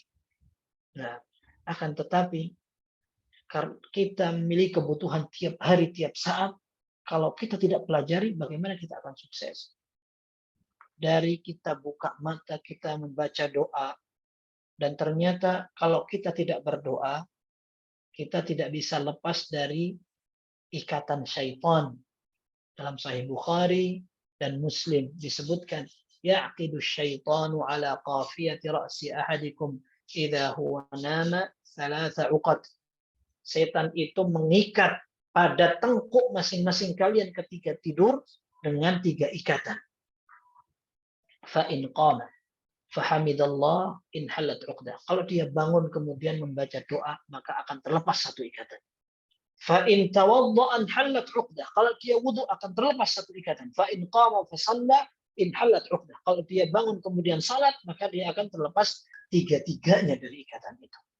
Fa asbaha nasyitan thayyiban nafs. Hari itu dia menjadi orang yang semangat, hatinya bersih dan jernih. Wa illa khabithan nafsi asara au asbaha khabithan nafsi kaslana. Tapi kalau tidak, maka dia akan melalui hari itu dengan malas-malasan maupun hatinya kotor. Tapi orang nggak memandang itu penting, baca doa, bangun tidur. Kemudian ketika orang akan sholat, zikirnya apa saja, kalau mau doa apa saja, mau sholat sunnah, mau wudhu, kalau ternyata dingin sekali, apakah dia boleh menggunakan masah atau mengusap kaus kaki, atau boleh dia menggunakan tayamum ketika seorang sedang sakit dan sebagainya. Kemudian dia melaksanakan aktivitas hari itu, ternyata aktivitas hari itu bisa bernilai ibadah kalau dia niatkan untuk mencari pahala Allah. Innaka la tunfiqu nafaqatan tabtaghi biha wajha Allah illa ujirta biha hatta ma taj'alu fi imra'atik. Kata Nabi SAW dalam Sahih Bukhari dan Muslim kepada Sa'ad bin Waqqas, Rasulullah SAW menyatakan kamu tidak mencari nafkah sambil mencari pahala dari Allah, melainkan kamu akan pasti mendapat pahala. Sampai satu suap yang kau berikan di mulut istri. Sehingga seorang ketika bekerja beraktivitas, dia sedang beribadah kalau seandainya dia sadar. Kalau orang hanya mengejar karir dan target dunia saja. Pekan ini saya harus mengumpulkan sekian juta. Bulan ini, tahun ini, sekian dan sekian. Capek saja. Kadang-kadang dia habiskan juga uang itu tanpa keberkahan atau bahkan dia hilang ludes dan dia tidak bisa menikmati. Ada orang pelit. Orang pelit dia mengatakan, pokoknya anak harus hati-hati menggunakan ini. Pakaian dia tidak mencerminkan kalau dia punya uang. Ini tegur dalam hadis disebutkan dalam Sahih Muslim. Ada seorang sahabat yang penampilannya compang-camping. Oleh Nabi SAW ditanya, kamu ini punya uang apa enggak? Oh, punya. Min kulli asnafil mal. Dari semua model uang aku punya. Ditanya tentang apa namanya binatang ternak, kemudian kuda, aku punya. Nah, kata Rasulullah SAW, fal tura alaik. Ya kamu kelihatan kalau kamu punya duit gitu. Kamu punya harta, kamu harusnya kelihatan. Gitu. Kelihatan kalau kamu punya. Dalam hadis yang lain disebutkan, innallaha yuhibbu idza an'ama 'ala 'abdin ni'matan an yara athara ni'matihi 'alaihi. Sungguhnya Allah Azza wa Jalla apabila memberikan kenikmatan kepada seorang, Allah pengen kelihatan asarnya itu. Asar dari hartanya itu kelihatan. Taib, ada orang juga gitu. Semua yang dia miliki, dia tahan-tahan, bahkan dia tabung, penampilannya compang-camping, keluarganya juga tetap mengenaskan, padahal uangnya banyak di rekeningnya, habis itu dia meninggal. Jadilah warisan. Dalam hadis yang sahih disebutkan, yaqulu ibnu Adam mali mali wa laysa lahu min hadhihi illa ma akala fa afna wa ma labisa fa abla wa ma tasaddaqa fa amdha. Manusia selalu bilang, ini hartaku, padahal hakikat harta dia adalah yang dia makan sampai habis, yang dia pakai sampai usang, dan dia sedekahkan sampai dia bisa tabung. Sisanya warisan, ditinggalkan. Sehebat apapun orang, seenak dan sebesar apapun fasilitasnya, mati sudah ditinggal semua. Taib, apa yang akan menemani kita kalau bukan amal? Taib, kalau kita tidak mau belajar, bahwa ternyata yang kita capek-capek untuk persiapkan, kita bela-bela sebagai karir, ini ternyata tidak ada apa-apanya. Apa manfaatnya? Begitu. Padahal perjalanan di sana itu jauh lebih panjang daripada yang kita rasakan sekarang. Semoga Allah Azza wa Jalla memberikan taufik kepada kita. Intinya, ya ikhwas sekalian, belajar agama harga mati. Itu bukan hanya sekedar tugas santri atau orang-orang yang belajar pada jurusan agama. Akan tetapi orang yang tahu bahwa dia akan dihisab oleh Allah, dia perlu persiapan. Disebutkan oleh Ibnu Rajab Al-Hambali dalam kitab Jami'ul Ulum wal Hikam. Beliau sebutkan pernyataan dari Al-Hasan Al-Basri rahimahullah. Al-Hasan Al-Basri ketemu dengan seseorang. Dilihat orang itu tua, ditanya, kamu umurmu berapa? Qala 60 sana. Umurku 60 tahun. Kata Al-Hasan Al-Basri, awama alimta annaka fi tariqin qad awshakta ila nihayatiha. Kamu sadar nggak kamu itu seperti orang yang melakukan perjalanan dan kamu hampir sampai. Maka orang tadi sadar maksudnya sudah mau mati, sudah tua. Maka dia mengatakan inna lillahi wa inna ilaihi raji'un. Dia mengatakan inna lillahi wa inna ilaihi raji'un. Ditanya oleh Al-Hasan Al-Basri, hal ta'lamu ma'naha? Kamu tahu nggak ungkapan yang kamu sebutkan? Oh iya. Maknanya adalah inna lillahi abdun wa inna ilaihi raji'. Kita adalah hamba Allah dan kita pasti mau tak mau akan kembali menghadap Allah Subhanahu wa taala. Kemudian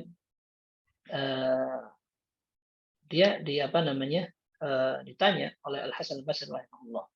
Itu artinya kalau kamu sudah tahu, itu artinya kalau kita tahu bahwa kita adalah hamba Allah dan pasti akan disuruh kembali dan tidak ada pilihan. Kalau Nabi masih dikasih pilihan.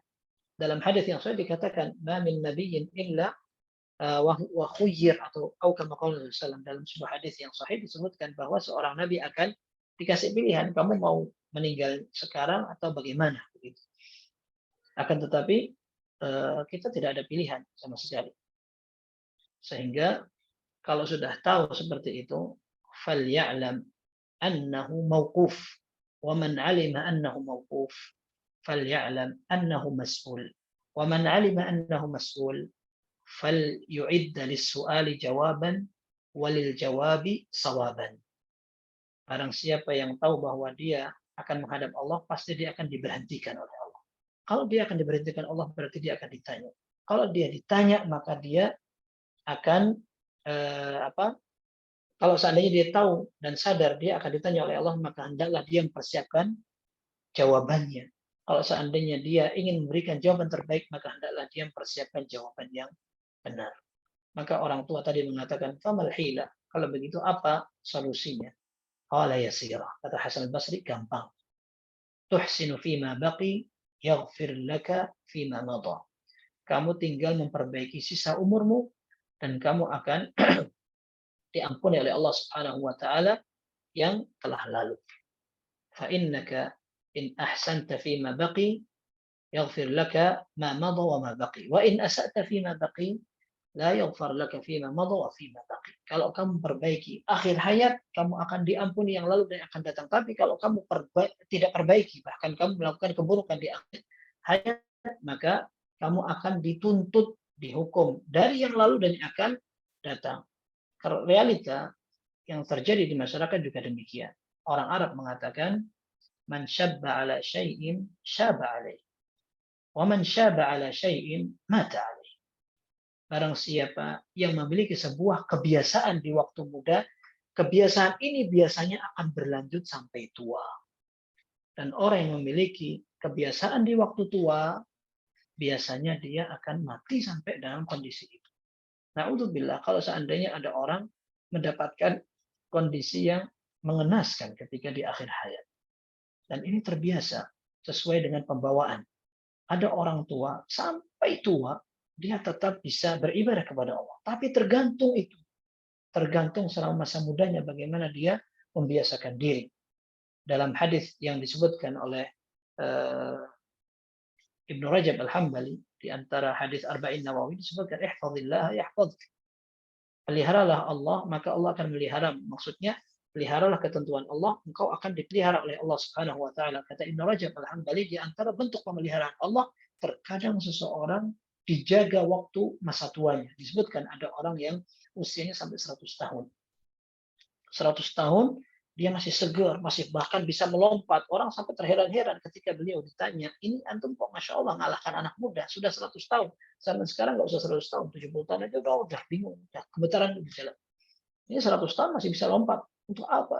Maksudnya bagaimana cara menjaga, mengawetkan badannya. Dia katakan, hadhil jawarih hafidnaha 'anil ma'asi fis shighar, hafidhallahu 'alaina fil kibar. Anggota badanku ini aku jaga selama aku masih kecil untuk tidak bermaksiat. Maka ketika aku tua, Allah jaga ini. Allah jaga dari kerentaan, kepikunan, dan segala macam. Anak muda, selama masih muda, selalu baca Al-Quran, kemudian bisa belajar agama, diharapkan ketika tua dia masih bisa mempertahankan itu. Ada orang tua bisa tahajud, karena ternyata ketika masih muda seringkali membiasakan untuk tahajud. Tapi jangan harap ketika orang selama masih muda malas, nantilah belajar agama belakangan. Nanti kalau sudah tua, sudah nganggur, sudah pensiun, sudah apa segala macam. Lihat, ada orang tua suka bercocok tanam. Sekalipun dia sudah gemetaran, tapi karena dia hobi, dia pegang cangkul, dia bercocok tanam. Kenapa? Karena masa mudanya seperti itu. Ya. Tapi dia berharap sudah seperti itu mau baca buku, ngantuk dia. Dan kita tahu rukunnya orang belajar. Ini setidaknya kita bisa mengambil pelajaran. Rukunnya orang belajar, dia perlu menghafal, kemudian dia perlu membaca, kemudian dia perlu hadir di majelis taklim. Ya, masing-masing memiliki peran. Masing-masing memiliki peran, tidak bisa diwakilkan. Kalaupun orang bisa menutup kebutuhan dari yang darurat, akhirnya dia cari solusi sementara, tidak apa-apa. Contoh, tidak bisa menghadiri majelis taklim, lalu dia online. Mungkin bisa di beberapa waktu, akan tapi dijadikan ganti 100% tidak bisa.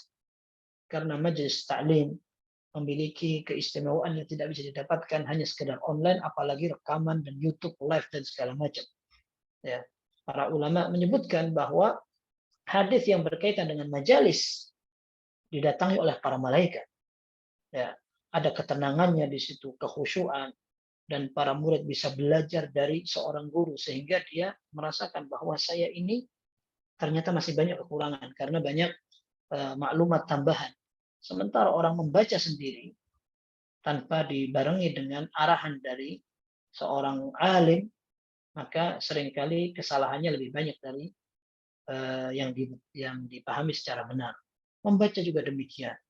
Membaca butuhkan kesabaran, apalagi menghafal. Orang ingin menguasai suatu materi tanpa menghafal, maka ini adalah harapan yang kosong. Abdul Razak As-San'ani rahimahullah mengatakan, kullu ilmin la yadkhulu ma'aka al-hammam, la yadkhulu ma'aka al-hammama, fala ta'uddahu. Setiap ilmu yang tidak bisa bareng kamu masuk ke kamar mandi, maka jangan dihitung ilmu. Maksudnya tidak dihafal.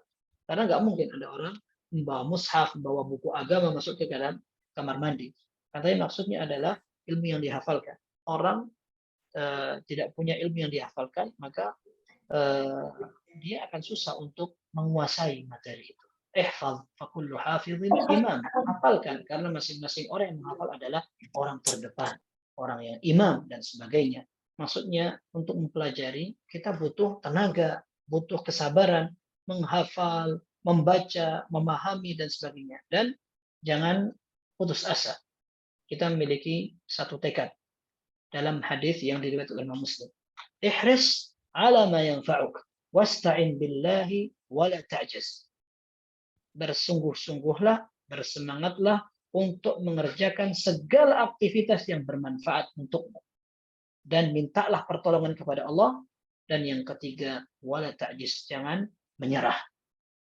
Dan kita sebagai penutup, ada sebuah kisah keteladan yang disebutkan oleh As-Subki dalam Tabaqat Asy-Syafi'iyah. Al-Imam Asy-Syafi'i rahimahullah memiliki seorang murid namanya Ar-Rabi' ibn Sulaiman Al-Muradi kalau tidak salah. Nah, beliau ini merupakan seorang murid yang paling dekat dengan Imam Syafi'i, paling sabar dalam bermulazamah, berguru kepada beliau, dan sampai disebut sebagai rawiyah, orang yang meriwayatkan buku-buku. Nah, Al-Imam Syafi'i mengatakan kepada Ar-Rabi' ibn Sulaiman, anta rawiyatu kutubi, engkaulah yang meriwayatkan banyak buku-bukuku. Ya, kalau kita membaca kitab karya Imam Asy-Syafi'i, maka kita akan mendapatkan qala Ar-Rabi'. Al-Imam Ar-Rabi' mengatakan qala Asy-Syafi'i, karena beliau yang meriwayatkan buku itu dari Al-Imam Asy-Syafi'i rahimahullah ta'ala. Tapi siapa yang sangka bahwa ternyata Ar-Rabi' ibn Sulaiman merupakan orang yang susah untuk memahami ilmu. Disebutkan oleh As-Subki dalam Tabaqat Asy-Syafi'iyah, kana Ar-Rabi' bati' al-fahm. Rabi' ibn Sulaiman ini adalah orang yang pemahamannya lambat. Bahkan lambatnya luar biasa. Karrara alaihi Syafi'i mas'alatan wahidatan 40 marratan falam yafham. Al-Imam Syafi'i mengulang-ulang satu pembahasan untuk Rabi' bin Sulaiman 40 kali. Ternyata belum paham. Faqama minal majlisi hayaan. Maka dia bangun dari majlis untuk keluar, malu dia. Kok sudah 40 kali tidak paham juga. Fanadahu Asy-Syafi'i fil khalwah. Maka setelah itu dipanggilnya Rabi' bin Sulaiman oleh gurunya Imam Syafi'i ketika tidak ada orang-orang. Fa'ada alaihi hatta fahim. Maka diulang lagi permasalahan tadi sampai dia bisa paham. Kemudian Imam Syafi'i mengatakan, ya Rabi', law istata'tu an ut'imaka al-ilma la at'amtuk. Wahai Rabi', seandainya aku bisa menyuapimu dengan ilmu ini, aku akan lakukan. Ini menunjukkan sabar seorang pelajar dan sabar seorang guru menghadapi murid yang memang sabar, pemahamannya agak lambat, dan juga seorang talibul ilm. Jangan berputus asa ketika dia merasa agak susah dalam memahami ilmu. Tentu seseorang juga perlu mengukur kemampuan dirinya. Jangan memaksakan diri sehingga ketika dia merasa kesulitan, akhirnya dia menyalah-nyalahkan diri, kemudian kayaknya aku tidak pantas untuk belajar ini, aku tidak mampu, akhirnya dia mutung atau berhenti dari belajar. Tidak seperti itu. maka pelajari sambil mengukur diri, kemampuan, sebab, usaha, segalanya dilakukan sambil berdoa kepada Allah. Semoga Allah Azza wa Jalla memberikan taufik dan bimbingan kepada kita semua, sehingga kita termasuk orang-orang yang sabar dalam belajar agama ini, dan Allah ridha kepada kita, sehingga kita bisa meraih surga Allah dengan belajar. Allah tabaraka wa ta'ala a'la wa a'lam. Ini yang dapat saya sampaikan. Semoga ada manfaatnya, dan apabila banyak kekurangannya Anda minta maaf. Allah tabaraka wa ta'ala a'lam. Sallallahu alaihi wasallam barak ala nabiyina Muhammad wa ala alihi wa sahbihi ajma'in walhamdulillahirabbil alamin. Masya Allah, jazakumullahu khairan ya Ustadz atas pemaparan materi pada malam hari ini. Semoga kita menjadi bagian dari sabda Nabi bahwasanya barang siapa yang Allah ingin kehendaki kebaikan bagi seorang hamba, maka Allah akan pahamkan dia agama baginya. Semoga dengan kita mengikuti daurah pada malam hari ini, kita menjadi bagian dari golongan tersebut. Dan Amin. intinya adalah menuntut ilmu agama itu harga mati, Ustadz ya. Baik. Untuk memasuki acara selanjutnya, kita akan membuka sesi pertanyaan, Ustadz. Baik, karena waktu sudah mendekati jam 9, mungkin dari ikhwan 1 orang dan dari akhwat 1 orang. Tafadhol. Barang siapa yang mau itu langsung angkat tangan. Baik, tafadhol Agung Amri Arifin. Baik, assalamualaikum alaikum ya Ustaz ala ta'limikum. Assalamualaikum. Lau samhatum li soal. Bagaimana dengan buku-buku dan kitab-kitab yang telah kita beli atau yang telah kita miliki, yang hanya kita baca beberapa lembar saja, Ustaz, yang sebagian besar tidak kita baca, apakah itu akan menjadi hujah alaina di hadapan Allah kelak? Iya. Baik, sudah pertanyaannya. Nah, Ustaz. Baik. Taib, sebelumnya belajar itu ada belajar yang fardu, ada belajar yang sunnah, sifatnya fardu kifayah. Ini pernah disampaikan oleh Syekh Ibrahim Amir Ruhaili di Masjid Nabawi. Beliau katakan bahwa ada beberapa ilmu yang fardu ain sifatnya, kita harus pelajari. Contohnya apa? Contohnya ada tata cara sholat, tata cara zikir, tata cara kita berinteraksi, berhubungan, dan beraktivitas yang sangat kita butuhkan. Maka itu harus kita pelajari fardu ain. Masing-masing individu harus mempelajari. Nah, akan tetapi ada yang sifatnya sunnah atau fardu kifayah. Ini diserahkan kepada orang yang memang Allah beri keleluasaan, kelapangan, dan juga memang di bidangnya dia belajar itu. Seperti mempelajari dalil secara detail, kemudian perbedaan pendapat, dan juga mempelajari semua ilmu alat dan sebagainya. Nah, ketika seseorang memiliki buku atau kesempatan misalkan, maka tentu kesempatan itu berbeda-beda. Buku yang kita baca juga berbeda-beda. Kalau seandainya buku yang kita miliki adalah kebutuhan untuk membuat tata cara sholat kita benar, maka itu harus kita baca. Ya, tapi kalau seandainya buku itu adalah wawasan ilmiah yang sifatnya pelengkap, maka tidak sewajib ketika kita butuhkan tiap hari. Kemudian kita tidak wajib untuk menghafal dalil, akan tetapi yang diwajibkan adalah beramal dengan dalil. Ya, kalau seandainya kita tahu bahwa sholat sebelum habis waktu ada ancamannya, kita tidak harus hafalkan itu, akan tetapi tinggal kita jauhi. Seperti itu. Adapun masalah yang kedua adalah bagaimana kita melatih diri. Kalau tadi harus disebutkan, memang kita mau belajar mencari waktu kosong, kita tidak akan dapat. Tetapi kita memang harus mengosongkan waktu. Membaca ini bukan hanya menjadi problem masyarakat luas, akan tapi bahkan di kalangan mahasiswa, talibul ilm pun demikian, harus sering-sering diingatkan. Saya ingat ketika saya di awal masuk S3, ditanya oleh salah seorang dosen penguji. Ditanya, antum berapa kali atau berapa halaman membaca buku-buku yang menjadi jurusan antum satu hari? 20 halaman, 50 halaman, 100 halaman. Dan yang menanyakan kepada saya ini adalah seorang guru besar, profesor di bagian hadis. dan sudah tua. Tapi subhanallah, beliau adalah orang yang disiplin, suka sekali membaca. Ketika di Masjid Nabawi ketemu dengan orang-orang pada bertanya kepada beliau, membaca buku apa, beliau dengarkan, kemudian dikasih komentar dan segalanya. Nanti datang ke kampus kita itu paling cepatnya masuk 7:30. Karena terkadang ada musim dingin itu sholat subuhnya jam 6:30, karena adanya baru jam 6, itu musim dingin. Tapi beliau sudah memiliki kebiasaan awal jam 7 datang sudah ada di kuliah. Kalau mau janjian sama beliau, nanti jam 7 ketemuin anak di kamar, di ruang beliau. Dan itu jarang, karena dosen-dosen datang tepat jam pelajaran, langsung datang kemudian ke kelas, biasanya begitu. Tapi beliau Masya Allah datang jam 7, kemudian sampai sana baca. Saya pernah cari itu, datang jam 7, benar di rumahnya, di kamarnya ada, dan beliau sedang membaca. Maksudnya membaca itu membutuhkan kesabaran dan latihan. Usahakan membaca dirutinkan.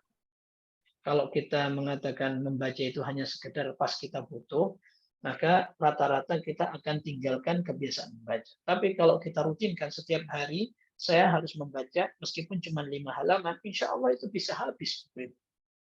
Buku itu halamannya berapa tuh? 300. 300 kalau kita baca setiap hari 5 halaman, insya Allah cepat selesai. Ya, insya Allah cepat selesai, kurang dari 1 bulan. Insya Allah.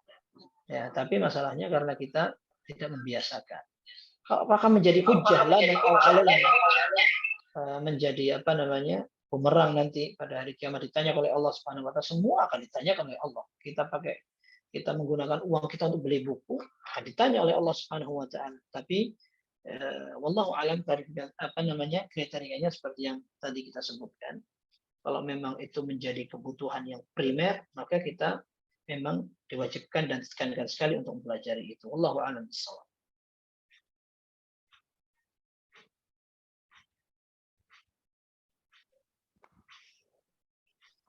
Baik, untuk pertanyaan selanjutnya dari Akhwat Ustaz, akan Ana bacakan chatnya. Bismillah. Assalamualaikum Ustaz. Dari Anis Nafisah. Bagaimana tips menambah kualitas diri kita yang lebih baik lagi?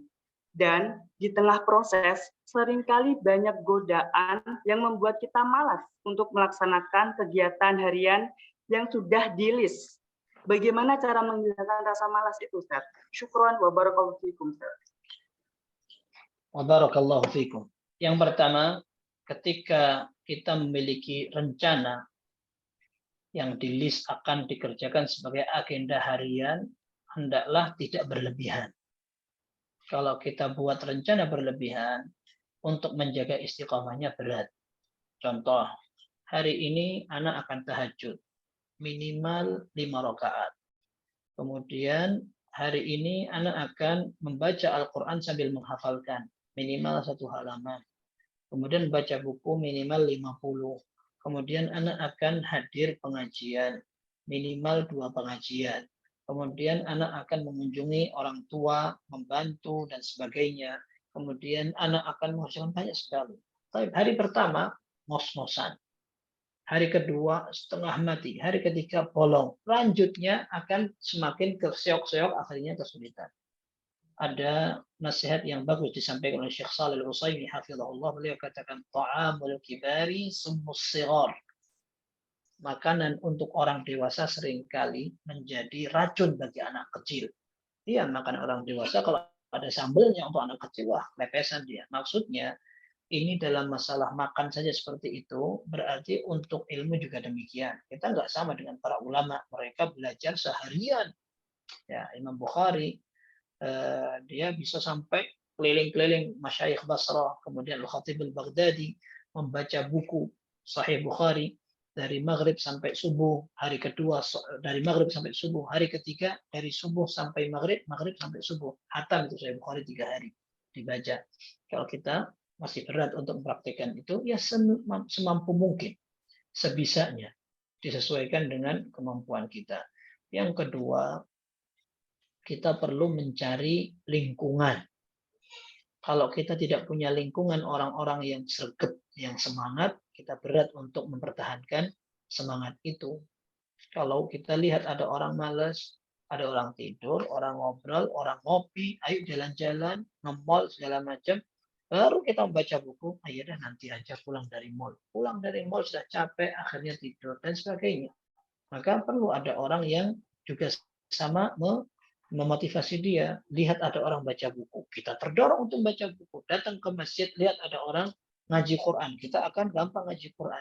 Tapi kalau lingkungannya tidak mendukung, sulit kita. Itu menjadi ganjalan untuk kita. Kemudian berikutnya adalah berdoa kepada Allah, jelas itu. Itu berdoa kepada Allah agar dihindarkan dari segala macam rintangan, termasuk bisikan syaitan. Seperti itu. Dan semoga Allah Azza wa Jalla memberikan kemudahan itu. Kalau terlalu banyak trik, biasanya malah susah untuk menerapkan. Tapi paling tidak kita memiliki tekad yang tinggi sekali. Banyak membaca keteladanan para ulama.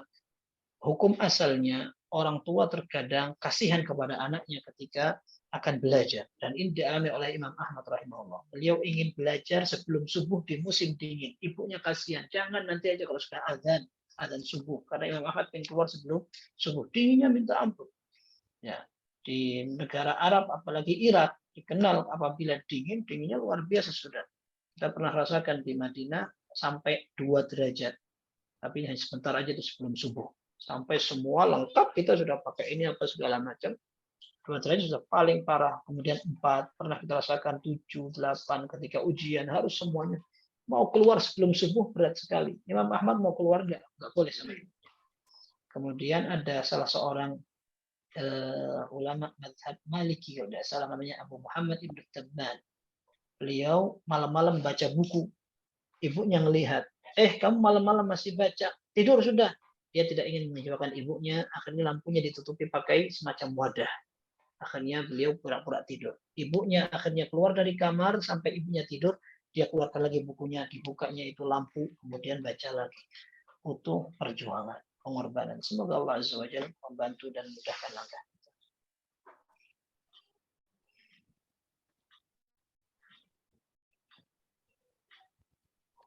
Allah, ternyata banyak sekali tips-tips yang diberikan oleh Ustadz M. Hasan. Kemudian kita lanjut ke acara selanjutnya, Ustadz. Karena kita ini penutupan program ALC. Di sini kita ada program tahsin dan program bahasa Arab pakai kitab Huruf Lughah. Jadi kita akan membaca K2, Ustadz, kesan, kritik, dan harapan dari peserta untuk ALC ini. Baik. Mungkin untuk saat ini kita share screen sebentar.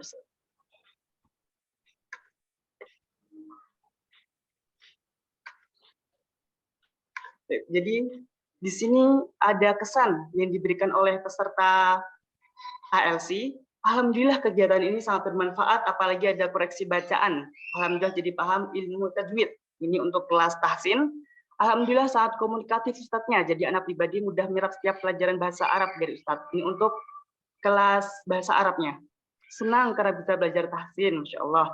Program yang sangat bagus dan bermanfaat untuk umat. Barakallahu fikum wa wafaqakumullahu likulli khair, Masya Allah. Jadi banyak yang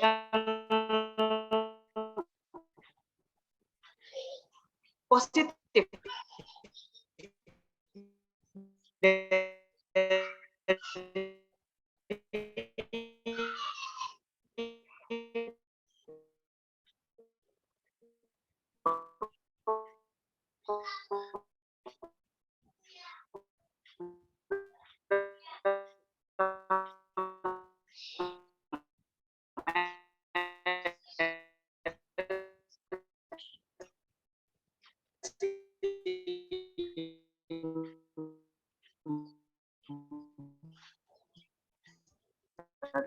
Suaranya putus-putus. Efrom, suara antum sinyalnya bermasalah ini.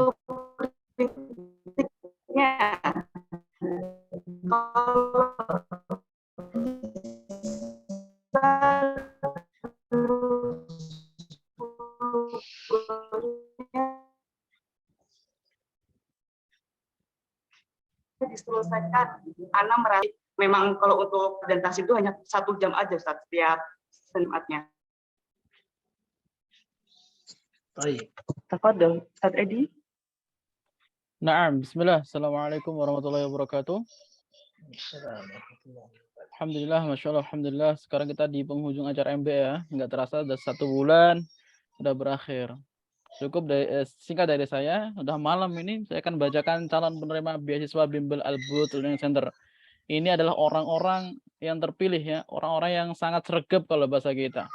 Ya, sangat antusias, Masya Allah, semangat absennya, kemudian keaktifannya.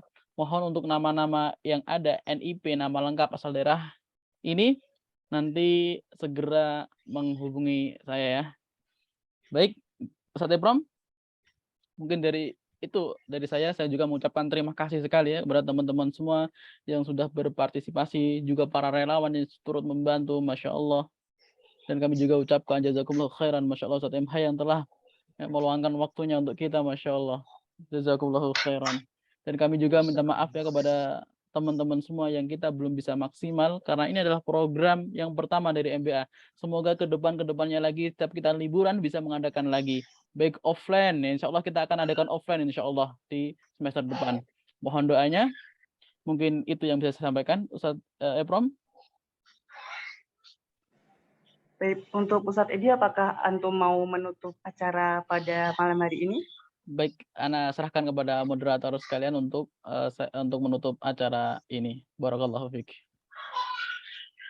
Baik, karena waktu sudah menunjukkan pukul 9 lebih, kita akan menutup daurah pada malam hari ini. Kami selaku MC di ALC, perwakilan untuk semua kru ALC, terima kasih atas partisipasi semua teman-teman semua yang sudah mengikuti daurah malam ini. Dan kami minta maaf apabila banyak kekurangan dari ALC ini. Kita tutup daurah pada malam hari ini dengan doa kafaratul majelis. Subhanakallahumma wa bihamdika asyhadu an la ilaha illa anta astaghfiruka wa atubu ilaik. Syukron wa barakallahu fikum. Assalamualaikum warahmatullahi wabarakatuh. Waalaikumsalam warahmatullahi wabarakatuh. Barak alaikum. Jazakumullah khairan. Barakallahu fikum. Jazakumullah khairan, Ustaz.